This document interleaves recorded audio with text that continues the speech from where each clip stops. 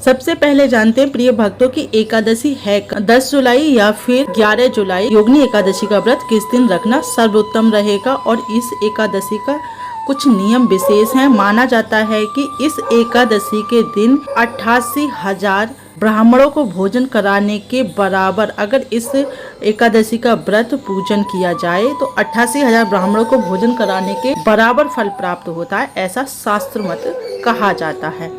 इस एकादशी के दिन ब्राह्मणों को भोजन कराएं, दान पुण्य करें, गौदान करें। ब्राह्मणों को दान करना, ब्राह्मणों को भोजन दान करना सर्वश्रेष्ठ माना गया है, मतलब सबसे ज्यादा उत्तम दान माना गया है गौदान करना और ब्राह्मणों को भोजन कराना। इस एकादशी का व्रत अवश्य करें और इस एकादशी का व्रत 11 जुलाई को माना जाएगा सर्वोत्तम है, क्योंकि 10वीं एकादशी का व्रत करना शुभ नहीं माना जाता है। मैंने कई एकादशियों वीडियो में बताया है। गांधारी ने जो व्रत किया था इसकी वजह से शुभ फल प्राप्त नहीं होता। द्वादशी युक्त एकादशी का व्रत रखा जाता है, इसीलिए एकादशी का व्रत 11 जुलाई को रखा जाए। जबकि 10 जुलाई के लिए योगिनी एकादशी लग रही है, सुबह 5:45 से स्टार्ट हो रही है, 5 बजे तक ही समाप्त हो जाएगी। लेकिन फिर भी 10वीं तिथि में लग रही तो 10वीं तिथि का व्रत सर्वोत्तम नहीं माना जाता है। एकादशी का जो व्रत है वो 11 जुलाई के लिए ही सर्वोत्तम रहे। शास्त्रों के मत के अनुसार 10वीं तिथि का व्रत शुभ नहीं माना जाता, द्वादशी वेदी का ही व्रत सर्वोत्तम माना जाता है, इसीलिए 11 तारीख के लिए ही व्रत माना जाए। एकादशी का विशेष उपाय क्या है, इस एकादशी का महत्व क्या है? इस एकादशी का महत्व ये है कि इस एकादशी का नाम ही योगिनी एकादशी, यानी आपकी जिंदगी में योग बनाने वाली, आपकी कुंडली के योग बदलने वाली। तो इसका मतलब ये है। दूसरा, आपके शरीर में किसी भी तरह का रोग है, त्वचा रोग से भी संबंधित ये एकादशी का व्रत पूजन करने से या दान पुण्य करने से आपकी त्वचा संबंधी रोग भी समाप्त हो जाते हैं, यहाँ तक कि कैंसर जैसे रोग में भी राहत मिलती है, ऐसा शास्त्र मत है, बात मानी जाती है। इसलिए इस एकादशी का व्रत करना सर्वोत्तम माना जाता है। और आपके द्वारा जो भी पाप कर्म जो हो जाते हैं, जाने में, अनजाने में, गलती से, जानबूझकर, जैसे भी मनुष्य है तो हो ही जाते हैं, तो उन सब पापों का क्षय भी हो जाता है इस एकादशी का व्रत करने से। इसलिए ये एकादशी सर्वोत्तम मानी जाती है। जबकि हमारे सनातन धर्म में एकादशी व्रत को सर्वोत्तम माना गया, सबसे ऊपर माना गया। इसके व्रत करने से मोक्ष की प्राप्ति होती है, सभी तरह के किसी भी तरह का पाप आपने किया हो वो क्षय हो जाता है, मुक्ति मिल जाती है। इसलिए एकादशी का व्रत हर एक सनातनी को करना ही चाहिए। अब एकादशी के उपाय जान लेते हैं।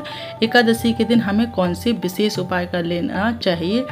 पीपल वृक्ष की पूजा करनी चाहिए। माना जाता है कि भगवान विष्णु, माता पार्वती यानी तीनों देव ब्रह्मा विष्णु महेश पीपल वृक्ष में वास करते हैं, इसलिए पीपल वृक्ष की पूजा करना सर्वोत्तम माना जाता है। पीपल के वृक्ष के नीचे सायंकाल में घी का दीपक भी प्रज्वलित करें, इससे आपके घर में स्थायी लक्ष्मी का वास। माना जाता है कि भगवान विष्णु के साथ साथ माता लक्ष्मी की पूजा अगर इस एकादशी के दिन की जाए तो नारायण तो आ ही जाते हैं। कहा जाता है कि माता लक्ष्मी तो तब आती हैं, कितना भी पूजा कर लो, लेकिन माँ लक्ष्मी जब भी आपके घर विराजमान होती हैं जब आपके भाग्य में लक्ष्मी का वास हो। नारायण भगवान की पूजा करने से माता लक्ष्मी स्वयं उनके पीछे पीछे चली जाती हैं, तब भाग्य में लक्ष्मी है या नहीं ये मान्य नहीं रखता। भगवान को प्रसन्न करने से ही माता चली जाती है, क्योंकि विष्णु जी आएंगे तो फिर लक्ष्मी जी कहाँ रह जाएंगे, अपने पति के साथ तो आएंगी। तो इसलिए नारायण की पूजा करना अति आवश्यक माना जाता है और इसमें साथ में माँ लक्ष्मी की पूजा की जाए इस एकादशी के दिन तो स्थायी लक्ष्मी का वास होता है। एकादशी का व्रत मात्र करने से 88,000 ब्राह्मणों के भोजन कराने का फल प्राप्त होता है।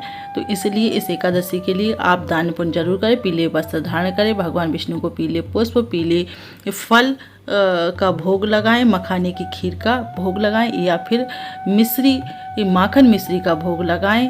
अक्षणी शंख में दूध भर के भगवान का अभिषेक करें। गाय के दूध से भगवान विष्णु या फिर लड्डू गोपाल का स्नान कराएं, अभिषेक करें, इससे भी भगवान विष्णु प्रसन्न होते हैं, माँ लक्ष्मी का वास होता है। गाय सेवा जरूर करें, गाय को खाना खिलाएं, गाय दान करें, ये सर्व उत्तम दान और पुण्य माना जाता है। तरीके से आप व्रत का पालन करें, चावल का सेवन ना करें।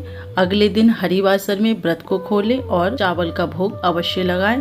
तो अति उत्तम माना जाता है और एकादशी के दिन चावल खाना निषेध माना जाता है। ये सभी जानते हैं और आपने बहुत सारी वीडियो में सुना भी होगा। तो ये जानकारी पूर्ण लगी हो वीडियो तो चैनल को सब्सक्राइब लाइक ज़रूर कीजिए। भगवान श्री हरि के भक्त हैं तो कमेंट में जय श्री हरि अवश्य लिखिए। फिर मिलते हैं नेक्स्ट